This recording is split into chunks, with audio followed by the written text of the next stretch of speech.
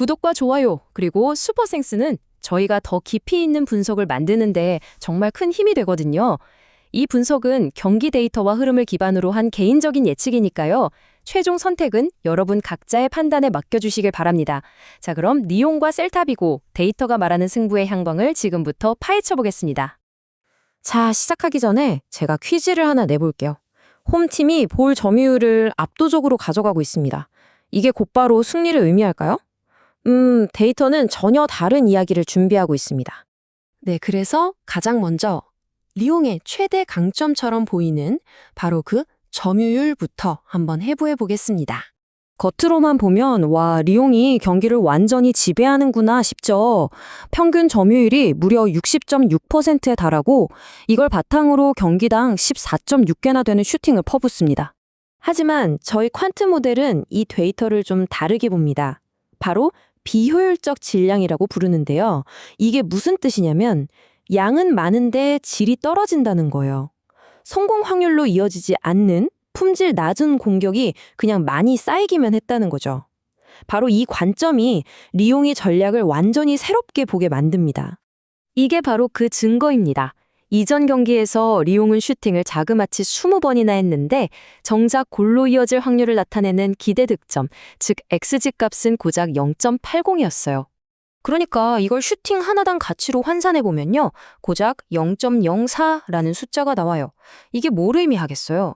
한마디로 골문에서 멀리 떨어진 성공 확률이 아주 낮은 곳에서 난사만 하고 있다는 뜻입니다. 결국 이런 점유율 축구는 아주 치명적인 약점을 노출하게 됩니다. 기대 실점, 즉 XGA 값이 1.53으로 굉장히 높게 나타나는데요. 공격에 집중하느라 라인을 쭉 끌어올리니까 오히려 수비 뒷공간은 더 위험해지는 거죠. 자, 그럼 리옹의 이런 비효율과 정반대에 있는 팀은 어떨까요? 이제 동전의 뒷면을 볼 차례입니다. 셀타비고의 냉정한 효율성을 들여다보죠. 이 표가 정말 중요합니다. 셀타비고를 완전히 다시 보게 만들거든요. 보시면 기대 득점보다 꾸준히 0.295를 더 넣고 있어요. 저희는 이걸 운이라고 보지 않습니다. 이건 공격수들의 기술적인 수준, 즉 절정력의 차이라고 분석합니다.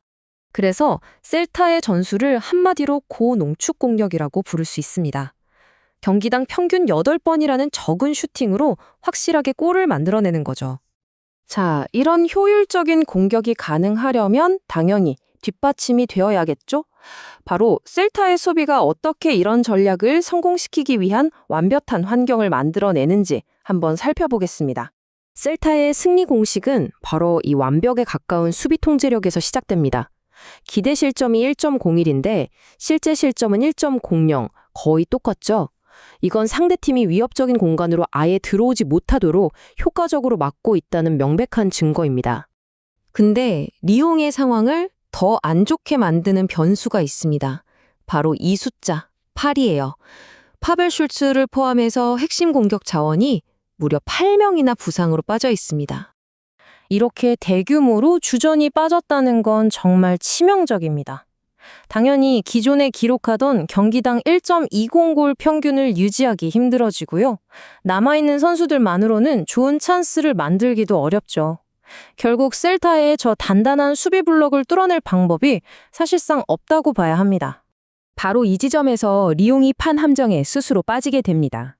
그들이 자랑하던 점유율이 오히려 가장 큰 약점으로 돌변하는 순간이죠. 저희 마르코프 연쇄 모델 분석에 따르면 리옹이 공격 진영에서 공을 뺏기는 순간 셀타가 단 3번의 패스만으로 리옹의 박스 안까지 들어갈 확률이 무려 38.4%나 됩니다. 정말 놀라운 수치죠. 그러니까 이게 정말 아이러니한 건데요. 리옹이 공을 오래 가지면 가질수록 역설적으로 셀타비고에게는 가장 빠른 골루트를 열어주는 셈이 되는 겁니다. 자, 그럼 지금까지 나온 모든 데이터를 종합해서 이별량 포화송 분포 모델을 통해 최종 결과를 한번 예측해 보겠습니다. 앞서 말씀드린 리옹의 부상 문제, 그리고 셀타의 뛰어난 결정력을 모두 반영해서 기대 득점을 다시 계산해 봤습니다. 그 결과 리옹은 0.88, 셀타는 1.54로 조정되었습니다. 그리고 이 값을 기반으로 1만 번의 가상 경기를 돌려봤더니 결과는 아주 명확하게 나왔습니다. 셀타비고가 52.2%라는 승리 확률로 명백한 우위를 점하는 것으로 나타났습니다. 그래서 저희의 최종 1순위 예측은 원정팀 셀타비고의 승리입니다. 가장 가능성이 높은 스코어는 1대0 또는 2대1, 셀타비고의 승리고요. 이건 결국 리옹의 비효율적인 공격이 셀타의 고효율 역습을 만났을 때 나눌 수밖에 없는 아주 직접적인 결과라고 할 수 있습니다. 종합적으로 데이터는 하나의 뚜렷한 시나리오를 그리고 있습니다.